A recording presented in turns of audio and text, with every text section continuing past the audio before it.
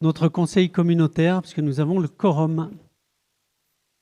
Les rangs sont clairsemés, mais nous avons des pouvoirs et puis on est toujours dans le dispositif du tiers du quorum jusqu'au 31 juillet. Donc on est bon. Donc je vous invite à rejoindre votre place. Donc, comme je le disais, le quorum est atteint. Je vais faire lecture des pouvoirs. On en a beaucoup ce soir. Donc James Allais donne pouvoir à Grégory Bazin, Sophie Bourgade à Marie Bénévise, Isabelle Duneau à Claudine Bonilla, Gaëtan Pochet à Claudine Bonilla, on peut avoir 2 pouvoirs par personne encore, Jean-Pierre Cazaza à Alain Caraco, Raphaël Mouric à Jean-Benoît Serrino, Farid Rezac à Jean-Benoît Serrino, Vincent Boulnois à Éric Dolomo, Philippe Ferrari à Pierre Dupérier, Jean-François Bécu à Christelle Favetta-Sayès, Michel Camoz à Christelle Favetta-Sayès, Serge Tischkevich à moi-même, Luc Berthou à moi-même, Josette Rémy à Alexandre Génaro, Arthur Boisneveu à Daniel Godard, Alain Gaget, mais je l'ai vu, il est là, très bien, Florence Bourgeois à Martin Noblecourt, Aurélie Lemeur à Martin Noblecourt, Hervé Ferrou-Platet à Marie Perrier, Daniel Bouchet à Claire Plateau, Jean-Pierre Coendoz à Dominique Poma, Brigitte Beauchaton à Bruno Stellian, Sylvie Koska à Alexandra Turnard, Laïla Karoui à Alexandra Turnard, Michel Dien à Jean-Maurice Ventorini et Marcel Ferrari représenté par son suppléant Jacques Henriot. Voilà. Pour les pouvoirs, désigner le Benjamin, je dois désigner le Benjamin de l'Assemblée comme secrétaire de séance, Arthur Boisneveu n'étant pas présent. Le Benjamin successif est Gaëtan Pochet, que je désigne comme... qui est là. Ah, il n'a pas donné de pouvoir. Jimmy Baba non plus. Et après, dans l'ordre, c'est la plus jeune, c'est Marie Bénévise. Voilà. Donc, ça sera Marie Bénévise de présente. Voilà. Concernant le procès-verbal de la dernière séance du Conseil communautaire du 7 avril 2022. Est-ce qu'il y a des demandes de correction ou de précision? C'est tout bon? Je le mets au vote. Est-ce qu'il y a des oppositions? Des abstentions? Non, je vous remercie. C'est voté à l'unanimité. Il est approuvé. Je vais souhaiter la bienvenue à Anne-Marie Barouti. Elle est absente ce soir, mais c'est la nouvelle conseillère communautaire de Saint-Alban-l'Est qui remplace Christelle Blambert qui était démissionnaire. Voilà, on l'accueillera la prochaine fois si elle est présente. Je dois également vous présenter Amandine Dahl derrière moi. Voilà, si vous pouvez te lever. Voilà, qui est la nouvelle chef de cabinet, donc qui va assister Pierre Bataille au niveau du cabinet, qui a pris ses fonctions aujourd'hui même. Voilà. Je vais faire 2-3 infos aussi en avant-première avant de démarrer l'ordre du jour. D'abord qui nous concerne tous, sur les communes évidemment. Donc sur l'alerte sécheresse, puisque nous venons de passer au niveau d'alerte sécheresse sur les bassins versants Lac du Bourget et Chéran, et ce qui entraîne des restrictions d'usage de l'eau pour les particuliers, les entreprises et les collectivités. Donc les maires sont chargés de faire suivre cette information auprès de leurs administrés, mais ce que je vous propose, c'est que nous relayons nous aussi cette info via nos différents canaux de diffusion. Voilà. Je ne sais pas s'il y a des réactions, des retours. En tout cas, faites-nous part par mail si vous avez des suggestions aussi à faire pour que cette information puisse être diffusée de la meilleure façon possible. Une autre information et que j'ai déjà fait aux membres du bureau, qui nous concerne tous dans nos communes, eh bien, c'est la hausse des prix des matériaux et qui impacte fortement les coûts de travaux. Et donc l'agglo également est concernée. On a des demandes d'avenant par rapport à ces augmentations de coûts. On a déjà pris des délibérations au bureau et il va y en avoir aussi en conseil communautaire. Et sachez qu'on se met en vigilance à l'agglomération par rapport à ça. et que toute demande de réévaluation par un prestataire, par une entreprise, hein, en tout cas dans le cadre d'un marché, est instruite par le service de la commande publique, toujours en lien avec le service opérationnel, pour vérifier minutieusement si les conditions de cette imprévision sont bien réunies. Et pour les marchés futurs, eh bien, on prévoit aussi une clause de révision. On s'assurera que les indices reflètent bien la réalité d'évolution des coûts. Voilà. C'est de notre devoir de contrôler ça, parce qu'on commence à avoir des avenants à plus 30, plus 40%. Et donc, ça impacte évidemment les finances de l'agglomération et le budget que l'on a voté. Et donc, si ça devenait trop important, il conviendra qu'on réinterroge, nous, et la pertinence et le phasage de certains marchés en cours d'exécution, en donnant des priorités, évidemment, aux marchés ou aux travaux qui sont déjà engagés ou des obligations réglementaires, etc. Bon, c'est juste une vigilance, on n'en est pas encore tout à fait là, mais ça commence à arriver d'une manière très sérieuse. Voilà pour les informations de début avant de démarrer le conseil, l'ordre du jour. Donc, comme d'habitude, en conseil communautaire, eh bien, on a des rapports simplifiés et des rapports détaillés. Donc, je vais vous lire les objets des rapports simplifiés et vous proposerai, s'il n'y a pas de demande d'ouverture de dossier, eh bien, de les voter en bloc. Donc, le premier, installation d'une conseil communautaire de Saint-Alban-l'Est, je l'ai évoqué. 2, contrat territorial de Savoie de 3e génération, donc ce qu'on appelle le CTS 3G, du territoire de Grand-Chambéry, avenant de clôture. Le 3, fonds de soutien aux manifestations agricoles, attribution d'une subvention à l'ADABio pour l'organisation de la foire bio de Savoie 2022 à la Motte-Servolex. Le 4, versement d'une subvention à la commune de Bassins dans le cadre de l'assistance sur l'étude d'urbanisme préopérationnel, secteur la Livetaz, sur le site du centre hospitalier spécialisé. Le 5, engagement de Grand-Chambéry dans une démarche d'économie circulaire.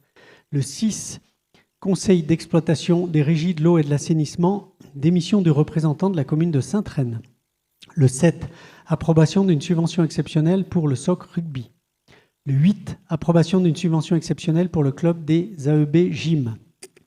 Le 9, approbation du versement d'une subvention à l'association Alerte Gentiane à l'occasion de l'organisation de son loto annuel.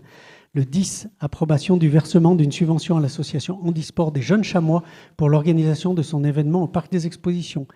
Le 11, sur le budget principal, c'est une DM, décision modificative numéro 1. Le 12, création et modification annuelle des autorisations de programme, ce qu'on appelle les AP du budget principal. Le 13, avenant 2 à la convention de partage fiscal de 2018 entre Grand Lac et Grand Chambéry.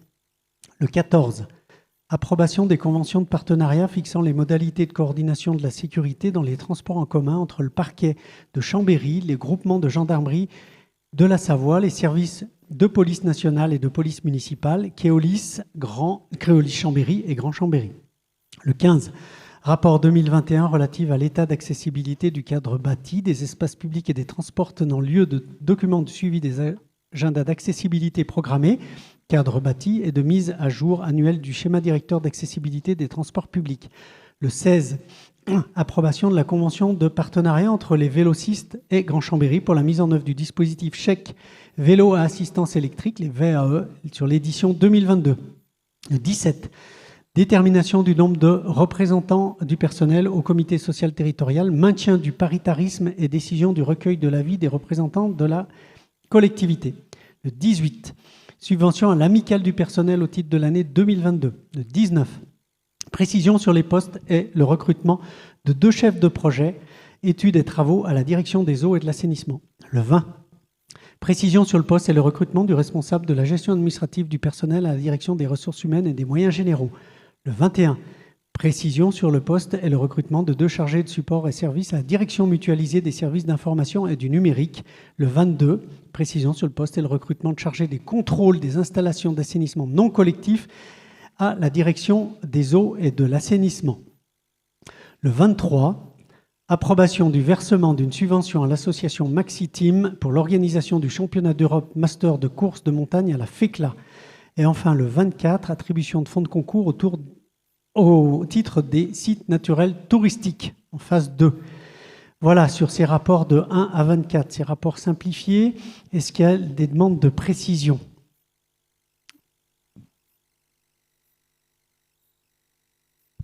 Ou des interventions? Oui, Martin Noblecourt. Donc le micro est devant l'écran là-bas, voilà.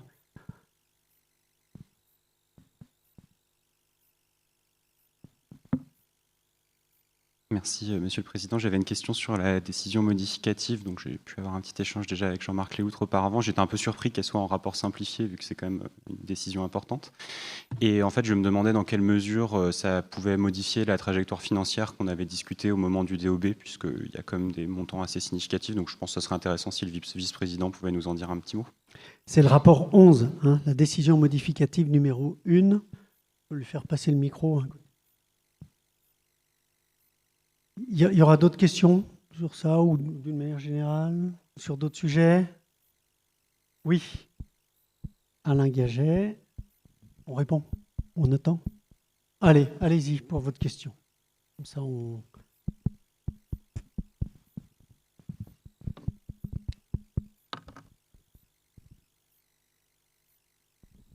Bien, bonsoir, Alain Gaget, la mode Servolex.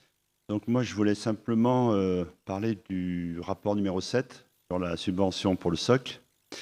L'année passée, on nous a proposé une subvention exceptionnelle. Et cette année, on nous propose à nouveau 2 subventions exceptionnelles. Donc apparemment, pour moi, il y a 3 années d'exceptionnel, ça devient du récurrent. Et donc, je m'interroge un peu là-dessus. Bon, il faut savoir que j'ai rien contre le SOC, hein, je suis né à Bourgoin-Jallieu, donc pendant 40 ans, j'ai supporté le CSBJ rugby et je suis un inconditionnel du SOC. Simplement, poser la question, quid en 2024, si nous font une nouvelle demande? Et quid des autres clubs si, par exemple, le hand, le hockey ou d'autres clubs venaient nous faire la même demande? Quelle serait notre réaction et notre attitude? J'attire aussi votre attention qu'en France, le provisoire devient souvent permanent. Et donc, j'espère que nous n'en serons pas là. Voilà, merci de votre attention. Très bien, merci. Il y a d'autres interventions où on s'arrête répondre? Jean-Marc Léoutre sur la première, et puis ensuite je demanderai au vice-président Alexandre Génaro sur la deuxième intervention de pouvoir apporter des précisions. Merci.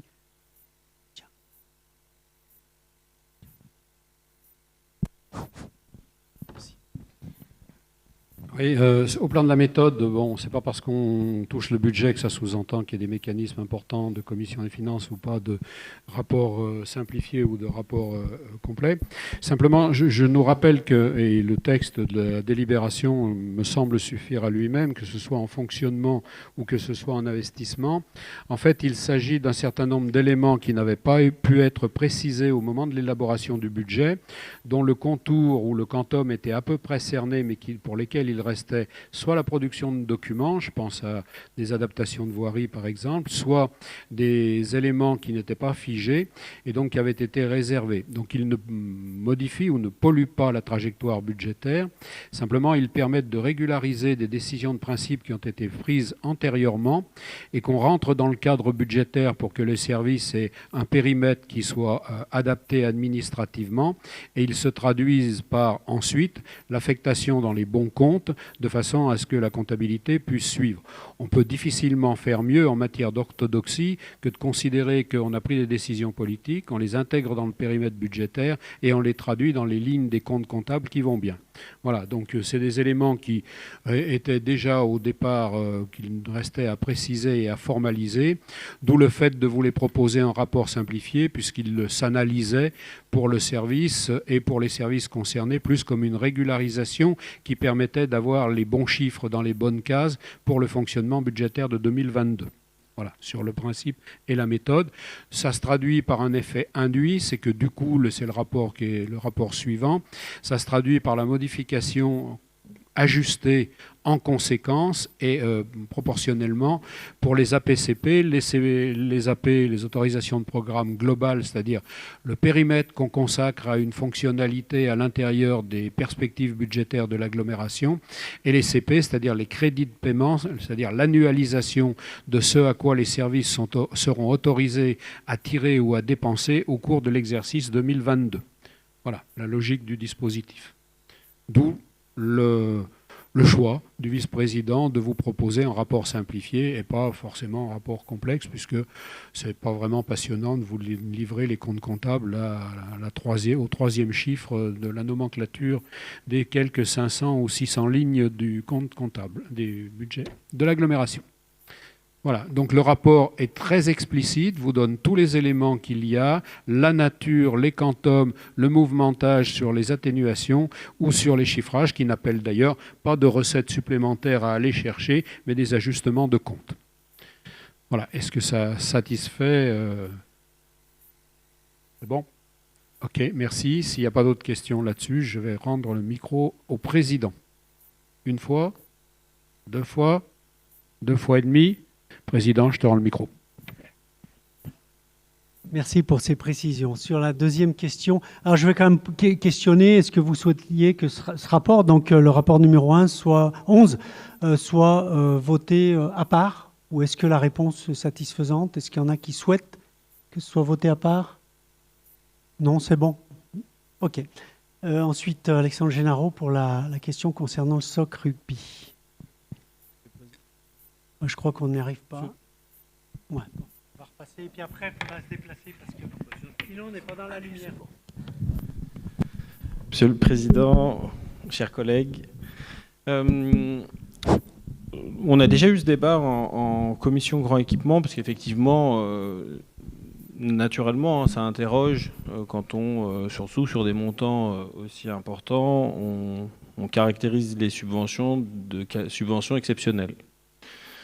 Je pense que lors de la commission grand équipement, on a pu en débattre et tout le monde était d'accord à la fin du débat du caractère exceptionnel de ces subventions et j'avais rappelé effectivement qu'un des motifs qui nous semblait et qui semblait faire l'unanimité était que tout le monde était conscient que le SOC rugby étant arrivé en division nationale avec des frais qui sont bien plus importants que quand ils étaient en fédéral, doit trouver des recettes. Et pour trouver des recettes, il lui faut un nouvel équipement. Je vous rappelle qu'on a voté une subvention importante, un fonds de concours à la ville de Chambéry pour la construction d'un nouveau stade qui permettra au club d'avoir de nouvelles recettes.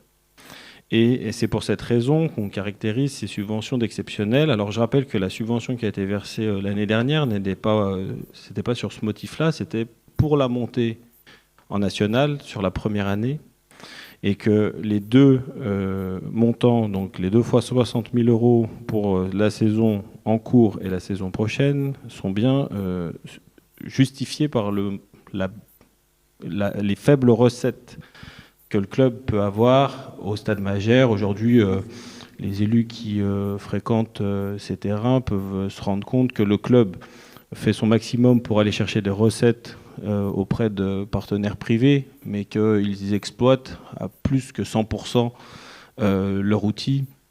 Et donc, comme il est écrit dans le rapport, cette subvention est exceptionnelle jusqu'à la livraison du stade qui est prévue pour la saison 2023-2024.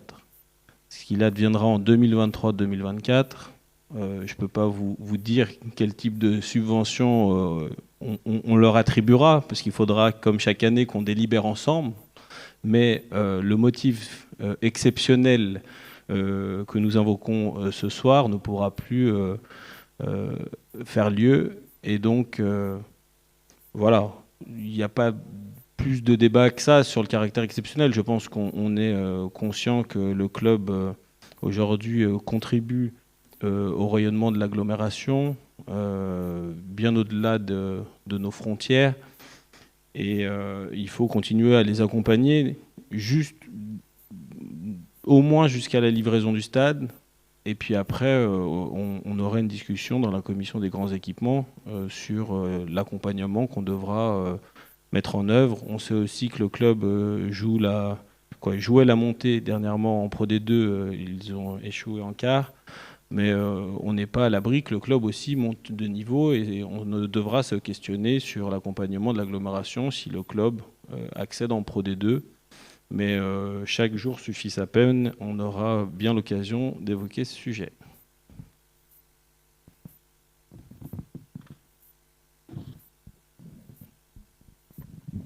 Bien, merci. Je crois qu'il ne marche pas. Si, il marche tout, il marche, c'est bon. Voilà, est-ce que cette précision est satisfaisante ou est-ce que vous souhaitez que l'on vote ce rapport d'une manière indépendante par rapport aux autres rapports simplifiés? Non, il n'y a pas de demande particulière. Bon, en tout cas, merci pour ces précisions. Voilà, bon, écoutez, est-ce qu'il y a d'autres demandes d'intervention sur les rapports simplifiés? Non. Donc, je vais le mettre au vote. Donc, je vous rappelle les rapports de 1 à 24 inclus. Est-ce qu'il y a des oppositions sur ces rapports? Non. Des abstentions? Non plus. C'est voté à l'unanimité et je vous en remercie. Et on va passer aux examens détaillés, aux rapports détaillés. Et le 25, donc le 25 qui concerne la revalorisation du régime indemnitaire des agents de Grand Chambéry face à l'inflation. C'est moi-même qui vous le présenter. Donc, on constate tous que la situation économique et sociale se tend à vitesse grand V. L'inflation est à un niveau historiquement haut. Elle rogne le pouvoir d'achat de nous tous et de nos agents. Et pour ce qui concerne la fonction publique, cela fait de nombreuses années que le point d'indice n'a pas été revalorisé. Et j'ai souhaité, en lien avec la vice-présidente des ressources humaines et avec une vérification et validation du vice-président finance, que dans ce contexte, mettre en œuvre une augmentation du régime indemnitaire à destination de l'ensemble des agents de la collectivité. Et cette hausse se montera ainsi, si on le valide ensemble, à 60 € bruts mensuels et s'appliquera dès ce mois de juin. Cette hausse doit permettre de valoriser le travail effectué par nos agents, d'une part, d'autre part, de les remercier de leur implication, et notamment ce qui a été pendant la période difficile de la crise Covid, mais elle est là aussi pour montrer notre volonté de bien gérer nos ressources humaines et en augmentant l'attractivité de nos métiers, qui devient un vrai sujet, cette attractivité. Cette revalorisation s'appliquera, vous le savez, dans l'attente des annonces concernant le dégel du point d'indice qui a été promis par le gouvernement. Et ce dégel du point d'indice, lorsqu'il sera mis en œuvre, la hausse du régime indemnitaire sera réajustée afin de garantir pour tous une revalorisation totale mensuelle d'au moins 60 € bruts. C'est-à-dire, si avec le point d'indice, si quelqu'un qui va toucher 25 €, il gardera ses 60 € sur le brut. Par contre, quelqu'un qui aura une augmentation du point d'indice de 80 €, ça sera en tout 80 €. Voilà. Voilà, et donc c'est à noter que ce qui est à noter, c'est que cette mesure, bien sûr, on l'a évaluée financièrement. On évalue cette augmentation à 274 000 € par an. Sur le coût que ça représente. Alors, n'allez pas faire le calcul en fonction du nombre de postes, parce qu'on a un équivalent temps plein de 380 équivalents temps plein sur l'agglomération. Donc, voilà, fois 60 €, fois 12 mois, ça fait bien ce montant-là. Voilà ce qui vous est proposé ce soir. Donc, la parole est à vous. S'il y a des réactions, des questions. Oui, Christian Berthomier. Monsieur le maire.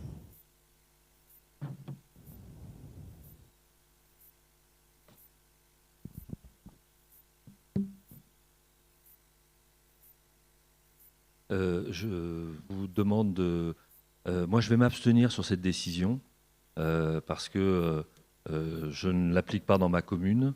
Et voilà, je ne voudrais pas faire un choix ici qui soit en contradiction avec ce que je peux faire par ailleurs comme maire, et je tiens à avoir une position cohérente. Merci. Très bien, c'est noté.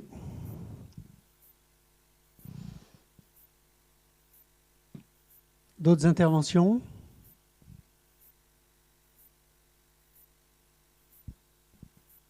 Non, pas d'intervention. Bon, je le soumets au vote. Est-ce qu'il y a des oppositions et des abstentions? On avait des abstentions. 1, 2. On va compter. 2 abstentions. C'est tout. Très bien, ben je vous remercie. C'est adopté. Merci beaucoup. La 26 concerne, là on passe aux déchets des ménages et déchets assimilés. C'est la vice-présidente Marie Bénévis qui va nous faire la présentation de 2 propositions de délibération. Mais auparavant, elle a souhaité nous apporter une information sur la gestion des biodéchets. On a déjà parlé précédemment, notamment l'installation de composteurs voilà, sur nos communes. Donc Marie Bénévis, à vous la parole. Merci.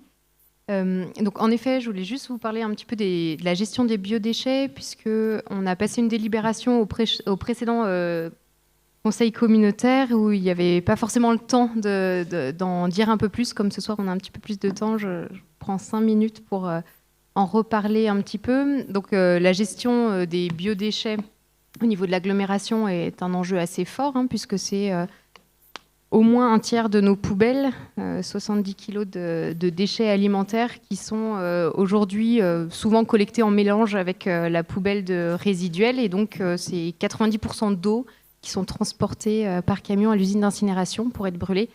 Donc, on a vraiment besoin d'accompagner les habitantes et les habitants pour sortir ces biodéchets de nos poubelles résiduelles et pour les valoriser en compostage ou éventuellement en méthanisation. Donc, et on a en plus une obligation réglementaire à horizon 2024 pour sortir ces biodéchets de nos déchets.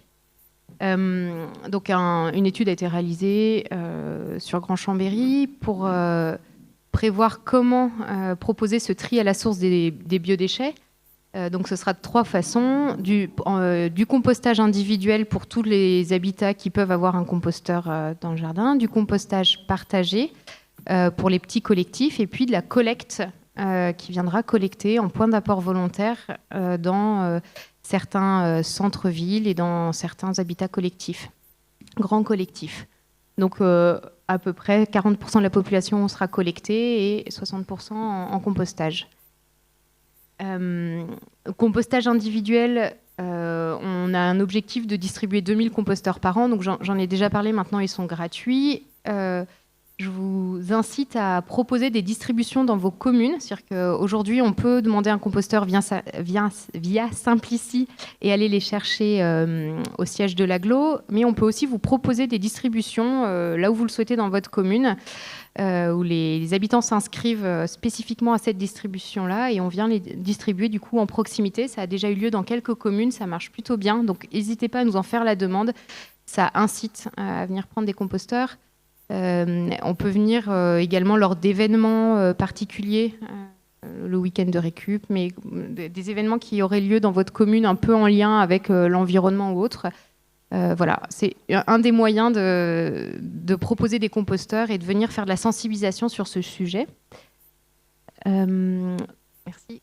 Donc, deuxième sujet, c'est le compostage collectif. Donc, c'est la délibération qui est justement passée au dernier conseil communautaire sur le nouveau marché de notre prestataire qui s'appelle les Épigés, donc qui est historique, qui s'appelait avant Compost Action, qui nous a toujours accompagnés sur le déploiement de ces composteurs partagés.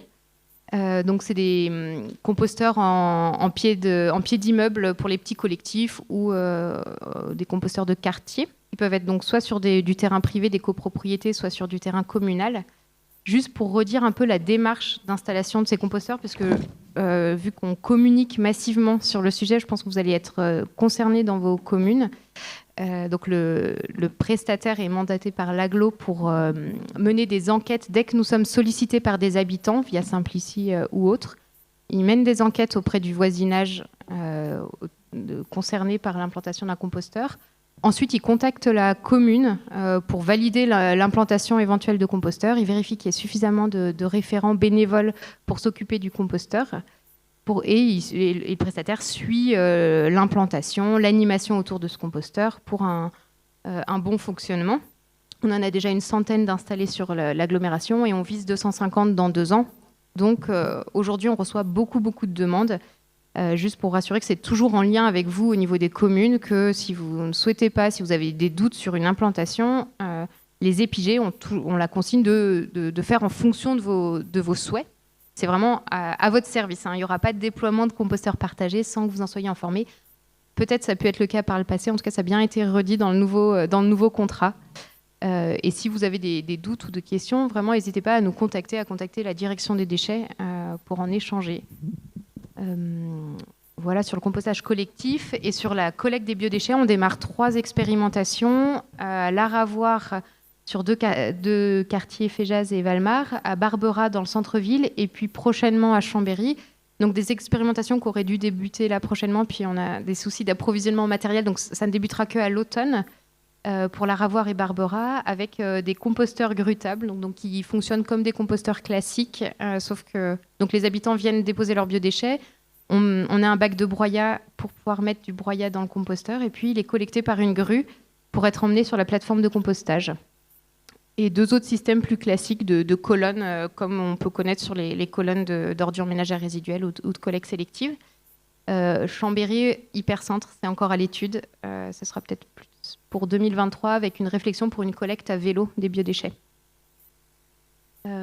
D'autres points sur la gestion des biodéchets, donc, je crois que je l'ai déjà redit en conseil communautaire, mais on met à disposition des broyeurs électriques. Pareil, n'hésitez pas à relayer l'information.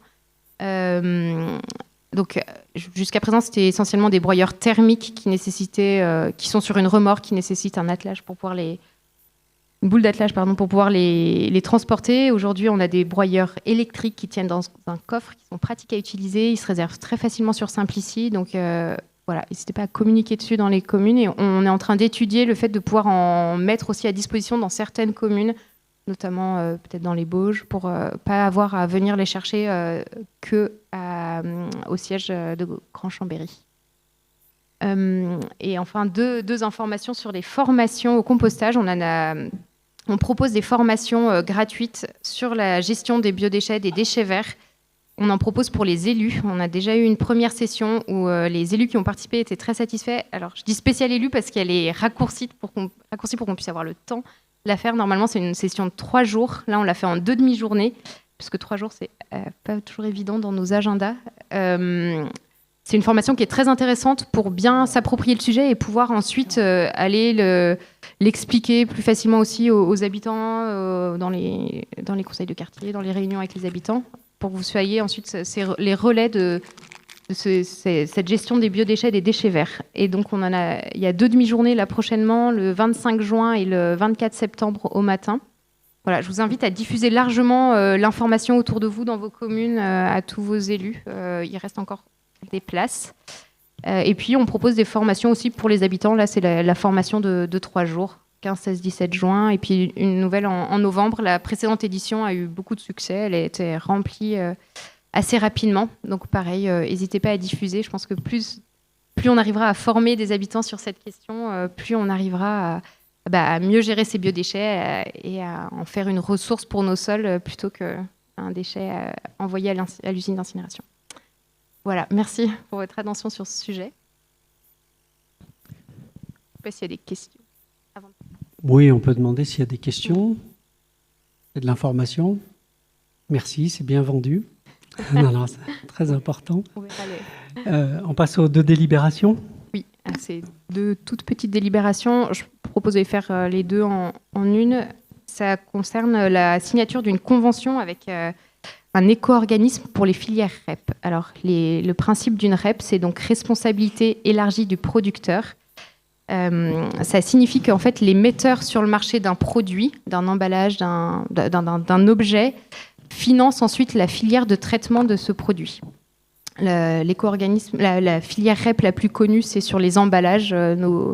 les bouteilles plastiques qu'on a là, tous les emballages où il y a la petite flèche verte qui signifie qu'on a donc un éco-organisme qui finance le traitement, donc qui finance derrière le traitement de cette collecte sélective. Donc aujourd'hui, on a 2 nouvelles REP qui sont créées, une sur les articles de bricolage et de jardin et une deuxième sur les articles de sport et de loisirs. Donc ça signifie que maintenant, ils seront collectés en déchetterie séparément, là où aujourd'hui, ils étaient sûrement en mélange dans les bennes tout venant des déchetteries et donc derrière non valorisés, non recyclés. Demain, ils seront collectés séparément, ils seront orientés vers des filières de valorisation et toute cette collecte et ce traitement sera financé tout ou partie par un éco-organisme. Donc ça concernera les donc appareils bricolage et jardin à moteur thermique, donc tondeuses, débroussailleuses, taillets, broyeurs, et les articles de sport et loisirs, cycles, sport et loisirs nautiques, de montagne, voilà tout, et plus largement articles sport et loisirs. Donc prochainement, ils pourront être récupérés séparément en déchetterie. Je vous propose donc de signer cette convention avec l'éco-organisme qui s'appelle Écologique et qui prendra en charge ces 2 filières de déchets. Voilà. Très bien, merci pour cette présentation. Est-ce qu'il y a des questions? Alors tout ça dans un souci d'économie aussi, hein. Voilà, bien sûr, y compris financier. Est-ce qu'il y a des questions, des interventions? Oui, Jean-Pierre Fressos. Oui, il vaut mieux aller là-bas.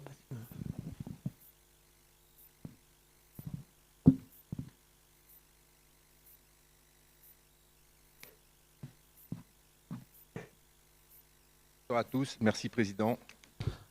J'ai 2 questions sur ces délibérations. La première, c'est qu'il va falloir former les gens sur les plateformes de tri pour récupérer ça, pour savoir où ils vont les trier, donc quand c'est qu'ils vont être formés, si c'est très prochainement. Et puis la deuxième question, c'est surtout dans la délibération, c'est 1 700 000 € de recettes sur l'année 2022. C'est un audit, c'est une estimation, c'est par rapport au tonnage qu'on va... Parce que 1 700 000 €, c'est pas une paille quand même. Enfin, ça fait 3,4 millions, ça fait un joli budget. Hein. Si vous ne savez pas quoi faire, moi je le prends. Merci.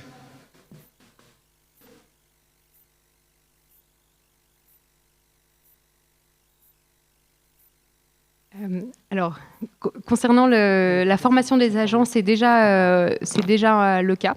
Ils sont déjà en train d'être formés sur cette REP. Elle a été votée. Il y a c'est dans le cadre de la loi AGEC, donc c'est une loi qui date déjà 1 ou 2 ans. Donc voilà, on a eu le temps d'anticiper et enfin on a l'éco-organisme et on est prêt à les accueillir. Là, on est encore en train de voir quel matériel on va mettre en déchetterie, quelle caisse on va mettre pour la déployer, mais ce sera donc incessamment sous peu. Concernant les recettes attendues sur les éco-organismes, c'est écrit entre parenthèses « ensemble des éco-organismes ». Donc, c'est tous les éco-organismes, dont le plus gros, c'est Citeo, ex-éco-emballage, qui est justement l'éco-organisme de la collecte sélective de tous les emballages bouteilles, tous les emballages plastiques, papier, carton. Et donc cet éco-organisme, c'est la grosse majorité de 1,7 million. Je n'ai pas le chiffre exact en tête. Pour moi, on est autour de 1 million d'euros qui est déjà financé par cet éco-organisme qui finance notamment le traitement en centre de tri, qui aujourd'hui coûte 200 € la tonne. Le traitement de chaque tonne de collecte sélective coûte 250 €. Donc c'est cet éco-organisme qui le finance. Donc voilà, c'est majoritairement cet éco-organisme. Ensuite, on a déjà un éco-organisme sur les déchets dangereux qui nous rapporte aussi des recettes, déchets dangereux qu'on collecte déjà en déchetterie, sur les déchets électriques et électroniques. Cette nouvelle REP, on n'a pas encore le volume financier, ce sera assez faible a priori. Par exemple, dans la REP sur les articles sport et loisirs, on a les skis qui sont dedans. On sait aujourd'hui que l'éco-organisme donnera 1 € par ski retraité, revalorisé. Ce qui est très faible par rapport au coût réel de réutilisation, de travail pour réutiliser un ski derrière, pour le transformer. Donc on sait que le niveau financier attendu sera probablement assez faible, et donc pas du tout 1,7 million, plutôt de l'ordre de quelques milliers d'euros pour ces REP-là. Voilà, j'espère que j'ai répondu à ta question.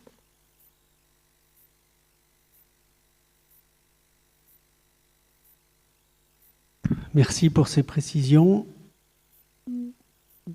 D'autres interventions? Je ne vois pas. Bon, ben je vais mettre au vote ces délibérations. On va le faire quand même séparément. La 26 d'abord, sur la signature convention éco-organisme pour les articles de sport et de loisirs. Est-ce qu'il y a des oppositions? Non. Des abstentions? Non plus, c'est voté. Merci. Et la 27, la même, avec le même éco-organisme sur les articles de bricolage et de jardin. Est-ce qu'il y a des oppositions? Non. Des abstentions non plus. Merci. Ensuite, on passe à la emploi, insertion, économie sociale et solidaire avec les délibérations 28 et 29. La 28, c'est l'attribution de subventions aux associations secteur emploi, insertion. Juste une précision sur ces deux-là. On aura donc ne prendront pas part au débat et au vote Franck Morat et Jean-Benoît Serino. Franck Morat parce qu'il il fait partie de l'Assemblée d'attribution des subventions aux associations sur le secteur emploi-insertion, c'est ça. Et puis Jean-Benoît Serino parce qu'il est membre du CA de l'école de la deuxième chance. Toutefois, la 28, je vais quand même demander en tant que vice-président Jean-Benoît Serino, parce qu'il ne prend pas part au débat ni au vote, mais il peut présenter la délibération. C'est ce qu'il va faire. Merci. Oui, merci Président. Effectivement, c'est un peu une bizarrerie, mais c'est comme ça. Et Franck est dans la même situation que moi. Je ne sais pas s'il y a une diapo qui se projette. Non, vous l'avez de toute façon dans vos tablettes.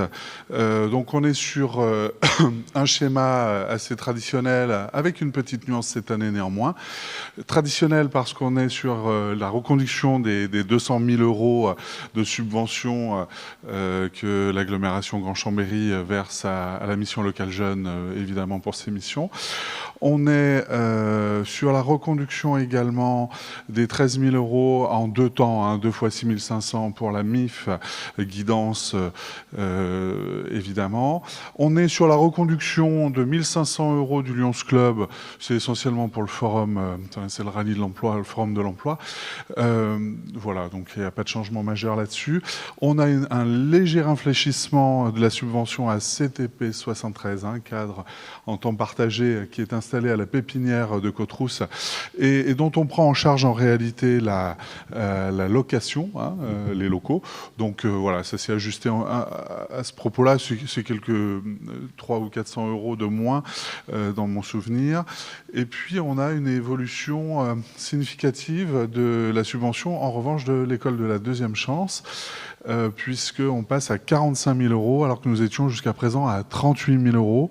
Alors pour plusieurs raisons. Première raison, pour sécuriser ce dispositif et cette école par rapport à son engagement sur le territoire et notamment sécuriser ses apports financiers puisqu'on a une baisse du FSE cette année qui est de 10 points à peu près. Hein, on passe de 50 à 40%. Enfin bon, je ne vais pas rentrer dans le détail technique, on peut le faire, mais si nécessaire évidemment ensuite.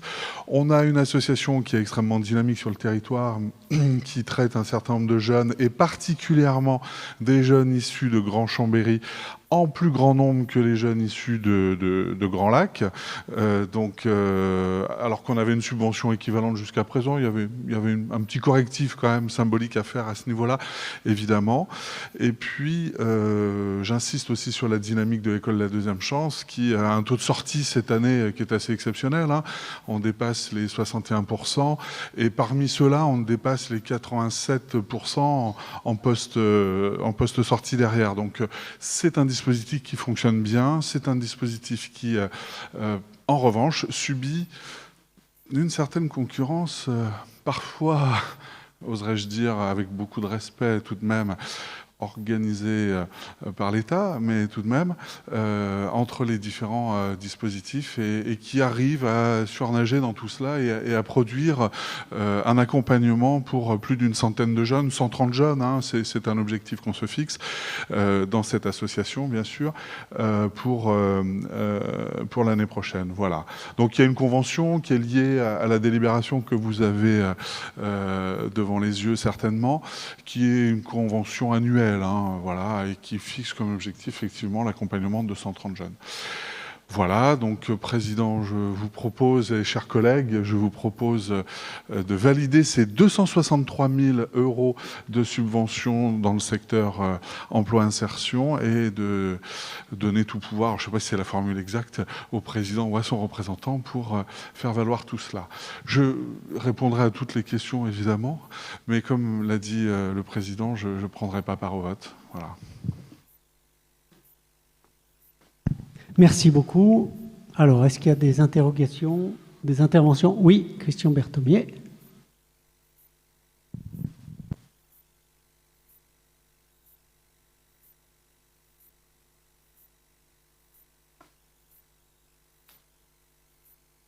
Je vais m'associer pour d'autres raisons. Je ne prendrai pas part au vote pour des raisons liées à mon activité professionnelle. Merci. C'est noté, merci. D'autres interventions? Non. Sur cette délibération, bien, je le mets au vote. Est-ce qu'il y a des oppositions? Non. Des abstentions? Non. C'est validé. Je vous remercie beaucoup. On passe à la 29 et ça aurait dû être le vice-président Luc Berthoud qui présente cette proposition de délibération. Il est absent un peu au dernier moment. C'est moi qui vais le faire. Donc, je vais lire la délibération. Donc les critères retenus, on est aussi dans de l'attribution de subventions aux associations, mais sur le secteur économie sociale et solidaire.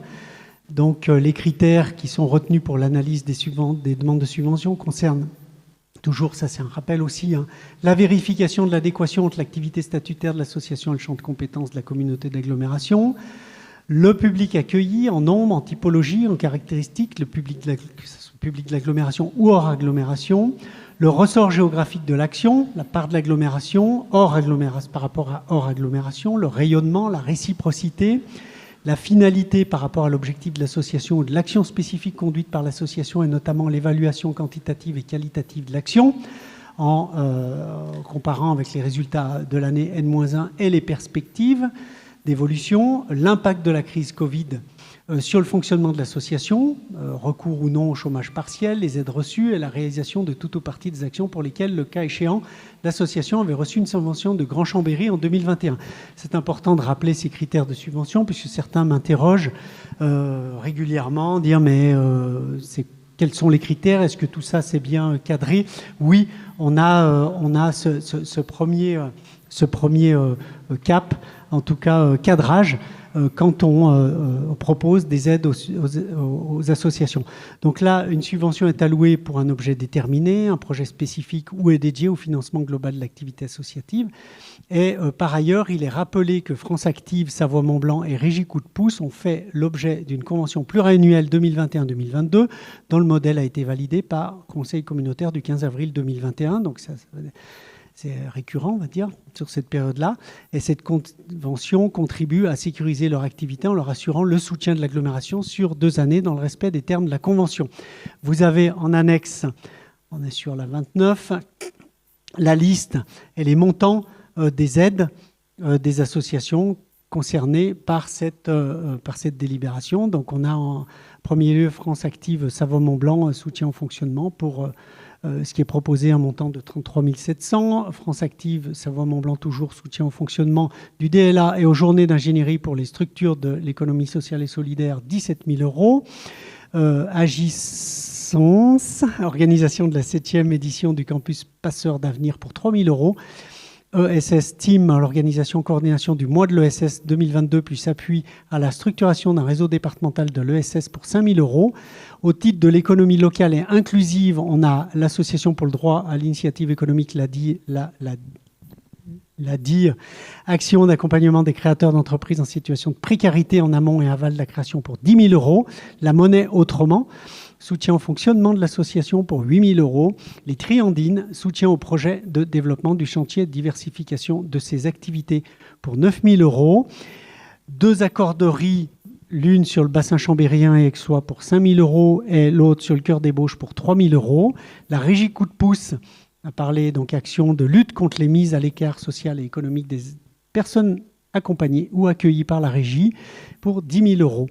Et donc un total sur l'économie sociale et solidaire de 103 700 € proposés. J'oublie rien. Non, c'est bon. Voilà. Est-ce qu'il y a des interrogations Pareil pour Christian Bertonnier qui prendra pas part. Oui, Christian Goni. Je peux prendre part au vote, sauf pour France Active où je ne peux pas prendre part au vote. Entendu. C'est noté. D'autres interventions? Non. Très bien. Je le mets au vote. Est-ce qu'il y a des oppositions? Non. Des abstentions? Non plus. Très bien, avec les abstentions qui ont été, en tout cas la non-prise de part au vote, qui ont été mentionnées. 28-29, la 30. Voilà. Est-ce que j'ai oublié de vous rappeler, vous avez vu dans les projets de délibération, il y a toujours le petit logo en haut à droite. Quand on est dans le cadre d'action de la fabrique du territoire, enfin fabrique 2.0, dans le projet d'agglomération, on l'estampille, l'action, voilà, pour dire, là, on est bien dans le projet d'agglomération. La 30, on est sur l'équilibre social de l'habitat, subvention à la résidence des Épinettes pour l'année 2021. Alors là, c'est pareil, c'est Thierry Repentin qui ne va pas pouvoir prendre part au débat et au vote en tant que président de Cristal Habitat et du CCAS de Chambéry, mais ça n'empêche pas qu'il puisse nous apporter des précisions sur les épinettes s'il le souhaite, mais je vais faire une petite présentation. Voilà. Ça sera possible en tout cas. Donc, ce centre des Épinettes, on en a déjà parlé, je crois, ensemble, ou au moins en conférence des maires, je ne sais plus dans quelle instance. Donc, quelques rappels, il se trouve à cheval sur les communes de Laravoir et Barbie. C'est un bâtiment qui est en propriété de Cristal Habitat, qui accueille 37 logements sociaux ordinaires, 170 logements de 314 places en résidence sociale et un foyer de jeunes travailleurs. Tout ça, l'ensemble géré par le CCAS de la ville de Chambéry. Donc sur un territoire de Laravoir-Barbie, appartenant au bailleur social Cristal Habitat et géré par le CCAS de Chambéry. Ça s'est fait comme ça, c'est historique. Voilà. L'enjeu sur l'avenir du site, c'est une structure bâtie qui a un vrai besoin d'une réhabilitation globale. Au niveau budgétaire, elle mobilise, elle nécessite une subvention de l'agglomération depuis 2007. Donc l'agglomération participe à l'équilibre budgétaire. Et puis on a une fin de convention entre Cristal Habitat et le CCAS de Chambéry qui va arriver à échéance en 2023. Donc c'est là l'opportunité, l'ensemble de ces éléments sont une opportunité pour reconfigurer le site, mieux l'adapter aux besoins en lien avec les réflexions, notamment de la commune de Barbie, sur son centre-bourg, sur l'aménagement du centre-bourg. Et puis, la décision elle est commune de lancer une étude de reconversion du site, étude sur un premier volet sur la définition de la reconversion du foncier du patrimoine actuel. L'étude est en cours. Sur le redéploiement des fonctions de logement foyer destinés à l'insertion, l'étude est achevée, on a déjà les premiers résultats. Et un troisième volet sur l'accompagnement du CCAS de Chambéry dans l'arrêt de la prestation actuelle. Donc ça, c'est en cours. Pour rappel aussi, l'estimation du déficit d'exploitation du budget total de la résidence pour le CCAS de Chambéry pour les années 2021-2023, c'est 370 568 € de déficit. Et l'agglomération prend en charge via une subvention ce déficit chaque année.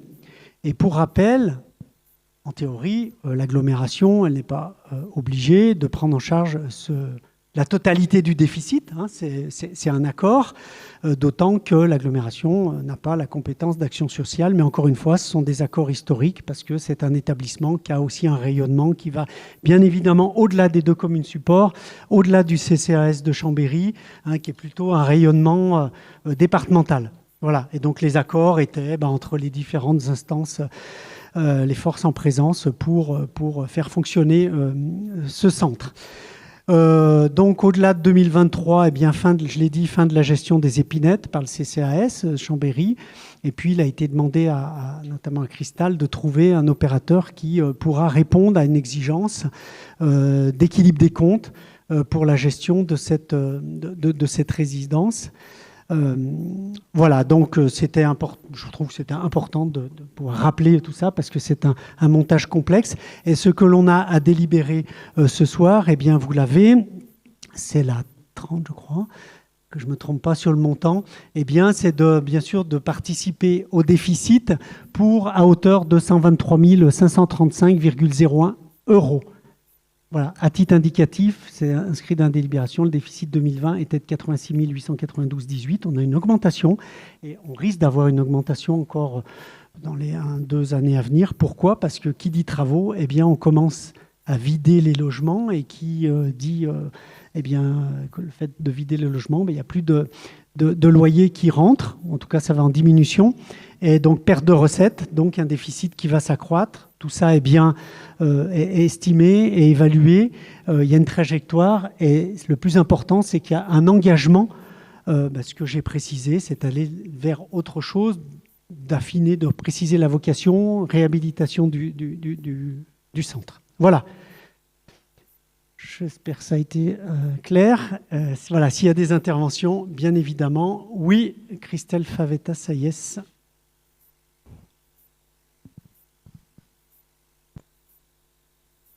Merci, Monsieur le Président, chers collègues. Merci, Monsieur le Président, de rappeler ce qu'est les épinettes, ce que sont, les épinettes. En réalité, vous avez dit beaucoup de choses, mais permettez-moi de compléter si vous m'accordez ça. Vous avez dit c'est une résidence sociale, c'est vrai.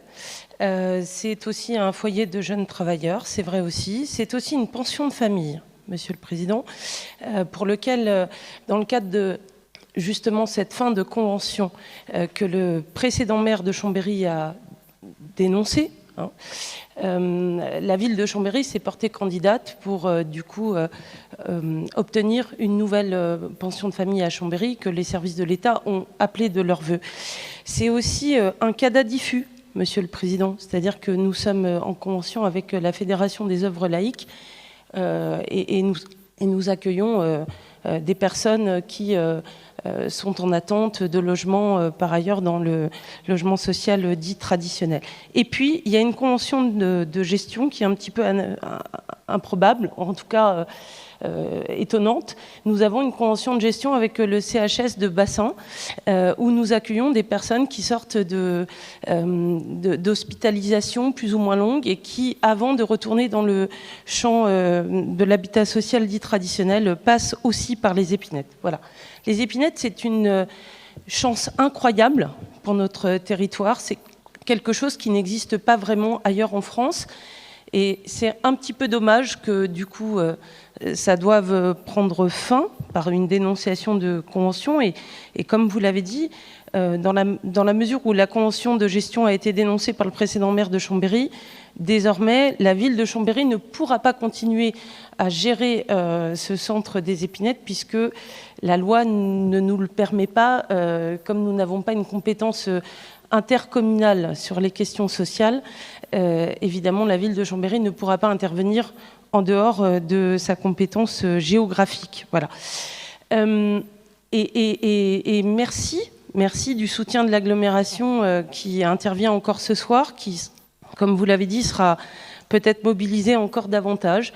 On doit vous le dire sincèrement. Et vous l'avez dit vous-même, Monsieur le Président, vous avez dit cette résidence, finalement, elle a une compétence départementale.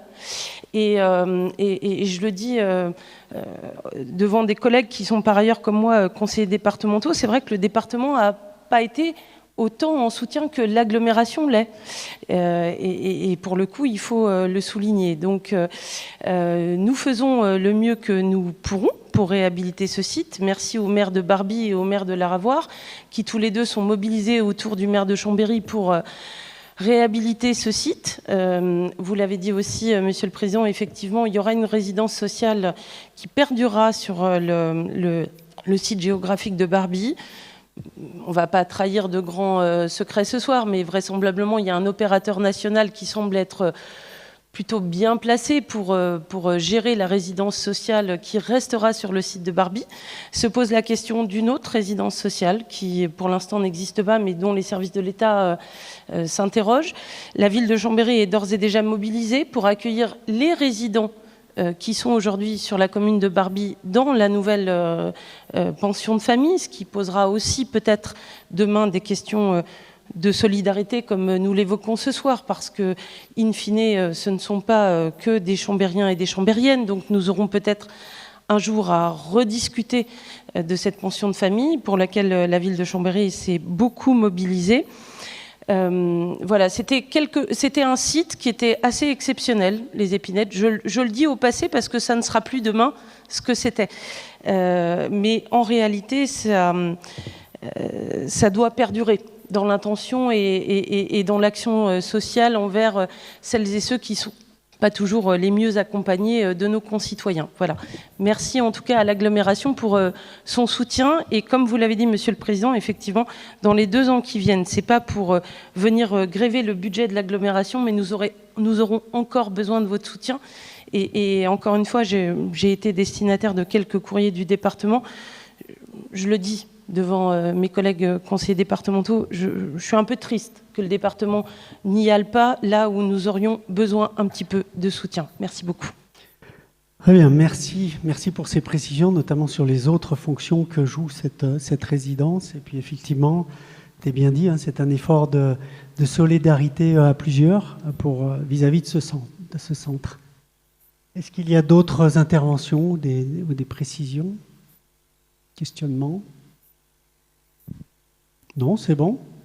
On délibère dans ce sens sur la subvention de 123 535,01. Je le mets au vote. Est-ce qu'il y a des oppositions? Non, des abstentions? Eh bien, merci beaucoup. Ensuite, on passe au volet mobilité. Et juste, donc, les 2 prochaines délibérations concernent la mobilité. Puis c'est le vice-président Alain Caraco qui va nous faire la présentation. Notamment sur l'ajustement de l'offre Synchrobus, la création d'un nouveau titre tarifaire pour les groupes. Et en préalable, je voulais juste, à la présentation de ces 2 délibérations, en profiter de ces 2 délibérations pour rappeler quelques éléments contextuels sur la feuille de route mobilité, puisqu'on l'a vu ensemble très récemment. Et donc, comme je m'y étais engagé, eh bien, je termine actuellement, dans le cadre du projet d'agglomération, les réunions de secteur où je rencontre les maires, vous le savez, de l'ensemble des communes. Je termine demain. Et concernant la politique mobilité, bien, effectivement, on s'y attendait. C'est un thème qui ressort souvent, et puis avec de nombreux questionnements et demandes qui sont évoqués. Et comment rendre plus efficaces les dessertes? Quel objectif pour notre réseau? Comment travailler sur les congestions, notamment par rapport à la VRU, mais aussi le constat que le réseau de transport ne pourra pas répondre à chaque demande de mobilité, mais que nous devons raisonner offre de mobilité globale associant l'ensemble des modes. Et en parallèle, eh bien, nous avons lancé l'étude sur le choix de motorisation de nos prochains bus, hein, c'est important, conformément à la loi climat et résilience. Et le choix que nous ferons à l'automne, eh bien, aura un impact significatif sur le coût de production de notre réseau également. Et nous devons être extrêmement vigilants à maîtriser en permanence l'équilibre économique de notre réseau de transport et faire preuve d'innovation pour proposer des solutions de mobilité à des coûts maîtrisés. On est parfaitement en phase avec Alain Caraco. La mobilité, comme on le sait tous, c'est un enjeu stratégique pour nos habitants. C'est un enjeu qu'il faut appréhender à l'échelle intercommunale, mais aussi plus largement au niveau du bassin de vie de nos concitoyens. Et les habitudes de déplacement s'affranchissent bien évidemment des limites administratives de nos collectivités et l'enjeu de prise de hauteur que nous devons avoir dans nos réflexions et de travailler les mobilités à une échelle de bassin de vie élargie. Et donc j'ai pris l'initiative, c'est là où je veux en venir, d'une rencontre avec le président de Grand Lac pour évoquer ce sujet. Et cette réunion à laquelle participaient également les vice-présidents mobilité de nos 2 collectivités, donc Florian Metz sur Grand Lac et puis Alain Caraco pour nous, a permis de déboucher sur un accord de principe concernant la nécessité de travailler plus étroitement ensemble.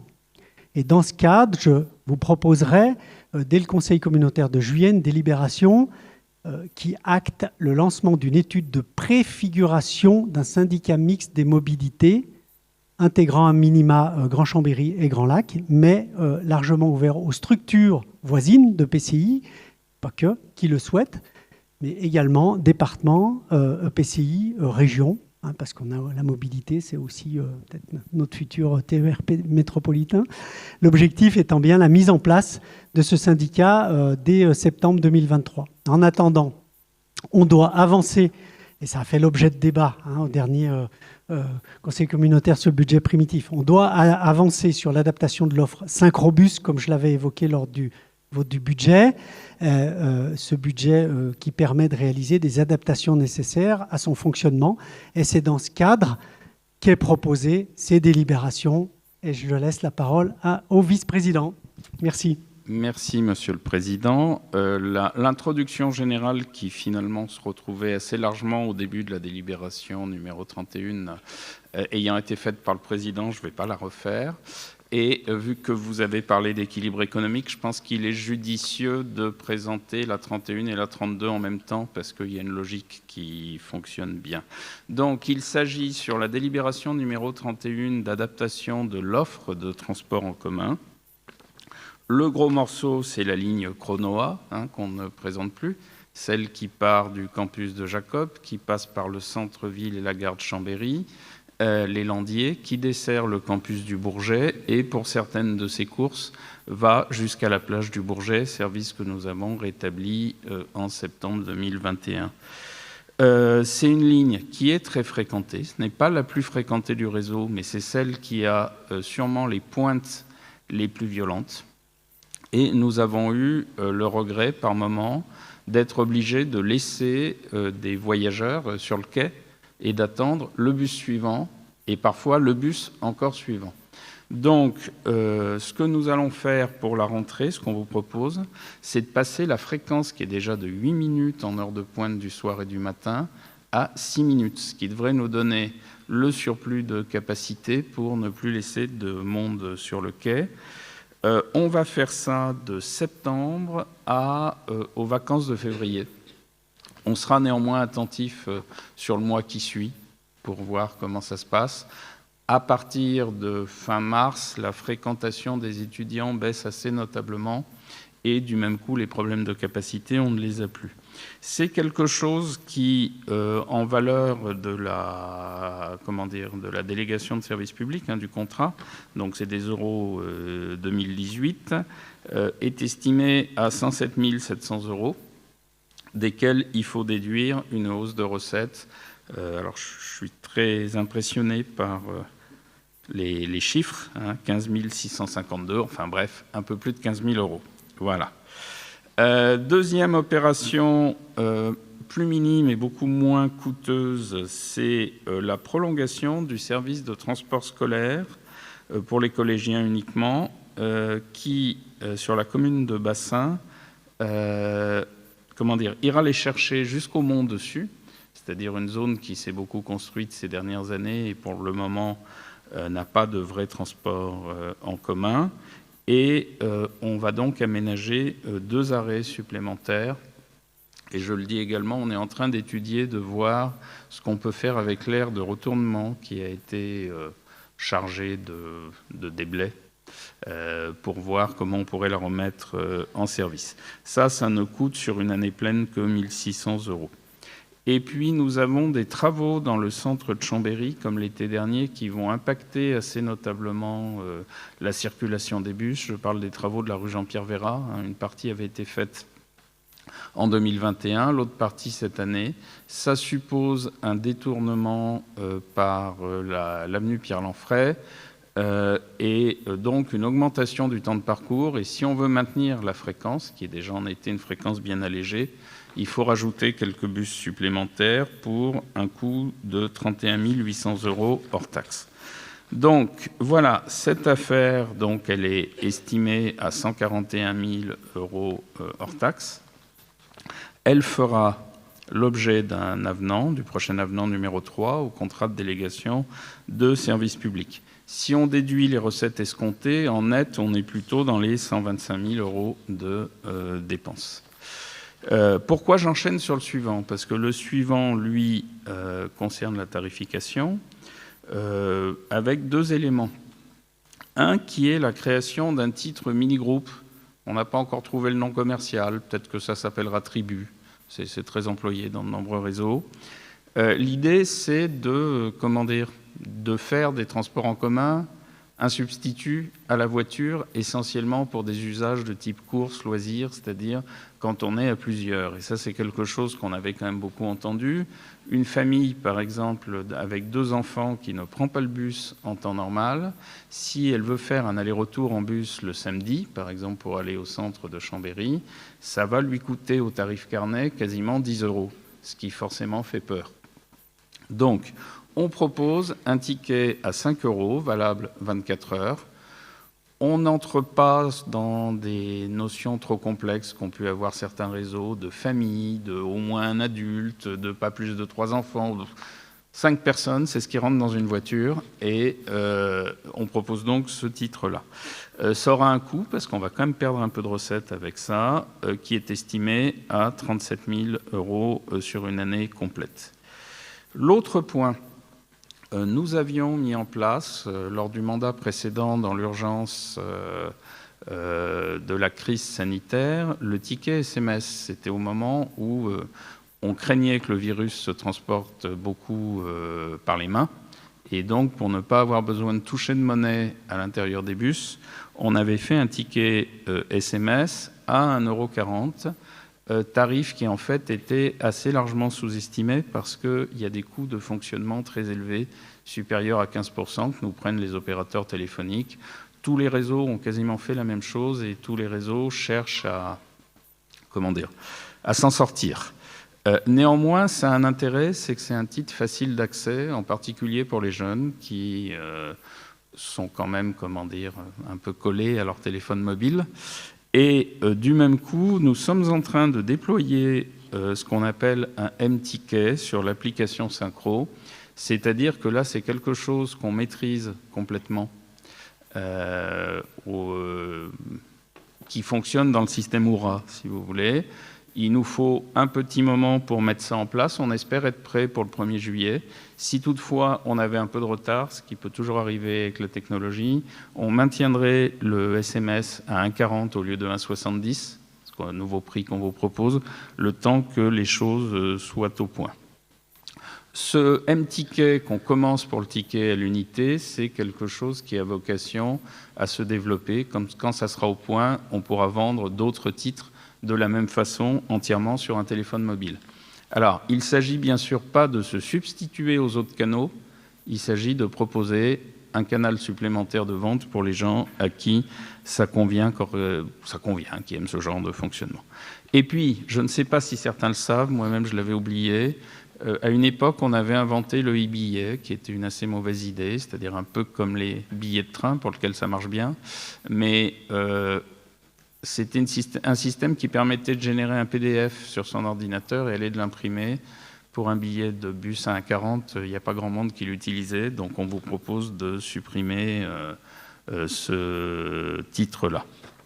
Donc, tout confondu, alors, on estime que le M-Ticket... J'ai oublié de vous dire 2 autres choses également. Outre le coût élevé du ticket SMS, il ne nous fournit aucune statistique, ce qui est un problème, et il est somme toute assez facilement falsifiable, ce qui est un autre problème. Voilà.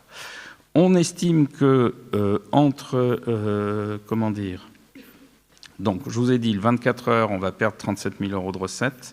Sur ce qu'on fait sur les tickets à l'unité, on pense en gagner 160 000. ce qui nous fait finalement 123 000 de recettes qui arrivent, ce qui fait que vous voyez que les deux rapports s'équilibrent à peu près. Le premier en offre propose 125 000 euros de dépenses et le deuxième en tarif propose 123 000 euros de recettes. Voilà en synthèse ces deux rapports. Merci beaucoup pour toutes ces précisions et détails, Monsieur le Vice-président. Est-ce qu'il y a des interventions? Questions? Oui, Arthur Bonneveux, je vous en prie.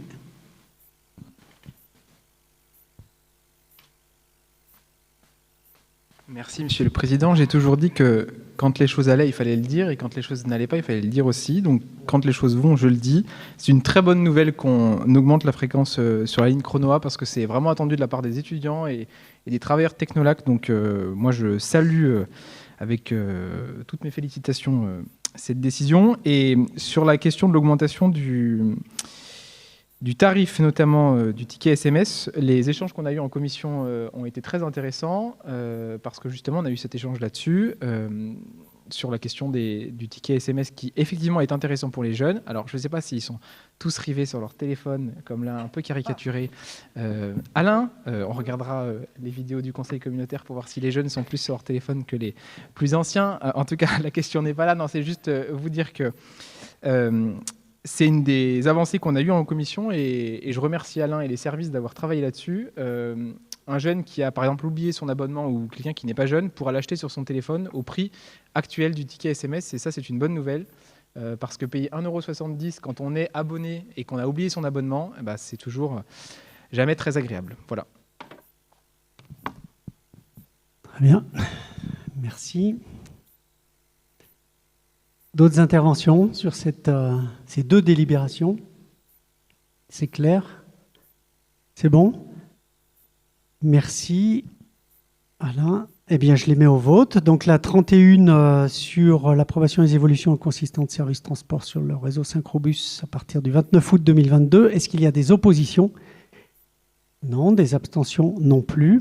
Très bien. Elle a 32 sur toujours Synchrobus, l'adaptation financière à compter du 1er juillet 2022 avec les différents tarifs nouveaux. Est-ce qu'il y a des oppositions? Non. Des abstentions non plus. Je vous remercie. On passe au dernier point à l'ordre du jour sur les rapports détaillés qui concernent la protection et mise en valeur de l'environnement, mais je crois que ça a été mis à tort dans ce volet-là. Non, mais c'est bon, sur idée libre, on est bien sur fonds de concours commune rurale, attribution d'aide pour les travaux de construction d'un restaurant scolaire en bois local sur la commune de Curienne. C'est Jean-Pierre Fressos qui nous fait la présentation. Oui. Merci, Président. Je n'avais pas vu le petit logo La Fabrique du Territoire. Moi, elle est logotée, donc c'est déjà pas mal, c'est déjà un plus, ma délibération. Donc, c'est dans le cadre du Fonds de concours des communes rurales. C'est un fonds de concours qui a été doté pour 2022 de 200 000 €. Elle concerne uniquement les communes de moins de 1000 habitants. C'est pour les aider, donner un petit coup de pouce quand ils ont un projet qui est vertueux. Alors, je ferai peut-être une petite communication là-dessus aux communes concernées, parce qu'il y a deux communes, on a refusé la demande de subvention, parce que c'était pas dans le cadre, mais je pense que je me suis mal exprimé, donc je ferai une communication à ce sujet-là. Le projet de Curienne, pour ceux qui en ont entendu parler, c'est un joli projet, je sais pas si... Oui, je pense qu'il a déjà été évoqué. Ils vont fabriquer un restaurant scolaire qui est accolé à l'hôtel qu'ils ont, en bois. Les bois ont été coupés sur la commune, et tout le processus de construction, les enfants vont être associés, ainsi que les parents. Les gens de Curienne et ceux qui veulent voir, il y aura des communications qui seront faites par le parc PNR des Bauges sur ce projet-là. Donc c'est un projet qui coûte 450 000 €. Donc l'agglo sur le fonds de concours, c'était 50 000 € maximum pour le mandat. Donc la commune de Curienne demande que l'agglo participe sur ce fonds de concours pour un montant de 50 000 €. Par contre, on ne sait pas, c'est pas verrouillé dans le mandat, donc chaque année, j'espère qu'au budget, vous validerez les 200 000 € que je vous demanderai pour les autres communes rurales. Merci, Président. Merci pour cette présentation. Est-ce qu'il y a des interventions, des questionnements? Est-ce que c'est clair? Beau petit projet. Non? Et je le mets au vote. Est-ce qu'il y a des oppositions? Non. Des abstentions? Non plus. Parfait. C'est voté à l'unanimité. Je vous en remercie. On a épuisé l'ordre du jour, mais je vais vous faire une petite communication quand même parce que on a, avant que je sais que certains ont pris des places au phare pour aller voir Vita et Slimane, mais je vais essayer de faire vite quand même. C'était sur un... Vous saviez qu'on avait fait un vœu sur la VRU pour demander à l'État, au préfet, de passer à 70 km/h. Il y a eu une réponse précise et j'ai jamais pris le temps de vous la communiquer. On vous enverra le courrier. Je suis désolé, il date de décembre 2021. Le préfet avait quand même pris le temps de consulter ses services. Donc, il a consulté les services qui sont la DIRS, le CEREMA, la DREA, le SDIS, la DDT, la DDSP, l'ODSR, c'est la sécurité routière, le DSR. Et pour conclure, je vous le fais, mais je vais revenir sur l'argumentaire, pour conclure qu'il n'est pas démontré à ce stade qu'une baisse de la vitesse à 70 km/h sur la voie rapide urbaine de Chambéry améliore significativement le confort et la sécurité des usagers, car même si elle peut satisfaire partiellement un ou plusieurs objectifs, elle pourrait s'avérer contre-productive en termes d'écoulement de trafic et de pollution par les poids lourds. Et effectivement, dans son argumentaire de 3 pages, d'abord sur la qualité de l'air et notamment sur les dioxydes d'azote, eh bien, et il se réfère à d'autres expérimentations qui ont été faites sur d'autres agglomérations, notamment celle de Rennes, mais à l'échelle nationale aussi, qui démontrent que les mesures sur le dioxyde d'azote n'ont pas révélé de manière probante, voire d'amélioration significative, voire une légère dégradation. Pour les véhicules particuliers, les véhicules utilitaires légers, une étude du CEREMA met en avant une vitesse située autour de 70 km/h pour limiter les émissions de dioxyde d'azote. En revanche, les poids lourds sont conçus pour minimiser leurs émissions en régime de vitesse stabilisé autour de 80 à 90 km/h. Voilà. Donc, il dit la réduction de vitesse n'est donc pas adaptée pour cette catégorie de véhicules, les poids lourds. Concernant le bruit, il fait référence à l'accent doit plutôt être mis sur bien sûr sur la nature du revêtement de la chaussée, son âge, la nature du parc, le type de véhicule, la proportion de poids lourds, encore une fois, et puis l'état des protections acoustiques. Et il nous dit que sur les protections acoustiques, eh bien, il y a tout un programme un peu d'amélioration, de rénovation sur cette VRU entre 2019 et 2024 pour un montant de 500 000 €. Voilà, et que si en passant de 90 km/h à 70 km/h, on aurait une réduction du niveau sonore de 2,2 décibels, sachant que notre oreille ne peut pas déceler une variation inférieure à 2 décibels. Voilà, ça, c'est... Sur l'accidentologie, eh bien, l'expérimentation menée sur la rocade de Rennes n'a pas révélé de variation du nombre d'accidents suite à la baisse de vitesse. Voilà. Voilà la qualité de l'air, je vous en ai parlé. Voilà, pour un niveau de congestion modéré, un taux de poids lourd de 10 à 15%, une réduction de vitesse de 70 km/h sur la VRU permettrait des gains très faibles pour l'ensemble des polluants, réduction de 2 à 3% des émissions de dioxyde d'azote, réduction autour de 2% pour le CO2, et réduction de 3,5 et 4,3 pour les particules fines PM2,5, et la réduction pour les particules fines PM10 étant, elle, autour de 1%. Voilà comme il conclut. Bon, on aura essayé. On vous envoie ce courrier à tous. Désolé pour ce retard d'information. Ce n'est pas volontaire, mais voilà. Oui, Alain Caraco, si vous voulez intervenir.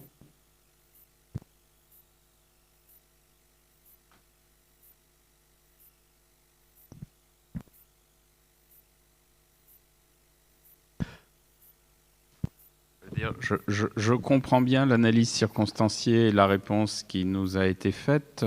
Le fait de s'appuyer régulièrement sur la rocade de Rennes me pose un peu plus question, parce que la rocade de Rennes n'a jamais été à 70 intégralement, mais a eu des tronçons à une époque à 70, 90 et 110. Et en effet, le fait de ne pas avoir une vitesse régulière, je pense que point de vue émission de pollution, c'est pas très bon. Donc, il me semble que nous avons quand même intérêt et quelques moyens raisonnables d'insister. Je vous proposerais qu'on continue à insister. Parce que bon, il y a effectivement les chiffres, tout ça, bon, mais on sait ce qu'on subit aussi tous les jours, et en particulier depuis ces derniers mois. Et puis, certainement renouveler nos demandes auprès du préfet concernant ces justifications, et puis dire que bon, y a quand même un vrai problème de bruit, de pollution, de trafic aussi, de fluidité de trafic. On le sait bien que c'est pas du tout fluide, et les solutions sont pas simples, mais en tout cas, nous, on se doit aussi de continuer d'alerter, de mettre, comme on dit, de mettre la pression, entre guillemets, hein, si vous en êtes d'accord. Voilà. C'est une réponse précise, très étayée, vous la verrez, mais enfin, c'est pas très satisfaisant. C'est satisfaisant peut-être scientifiquement, mais politiquement, ça ne l'est pas du tout. Voilà. Voilà pour cette information. Les prochaines conférences des maires, 23 juin 2022 à 18h30, toujours en visio, possibilité de visioconférence. Prochain bureau et conseil communautaire, 7 juillet 2022 au gymnase du Châtelard. Voilà, suivi d'un repas. Oui, on monte dans les Bauges. Comme ça, on aura le plaisir de vous montrer le bel ouvrage du gymnase du Châtelard. C'est une curiosité. Le 7 juillet 2022, hein, 18h30 pour le bureau, 19h15 pour le conseil communautaire et casse-croûte après. Ça vaut le coup de monter. On fera rien en août, on fera la pause en août. Hein, on reprendra en septembre. Voilà, merci beaucoup de votre attention. Et puis bonne soirée, à la prochaine. Merci.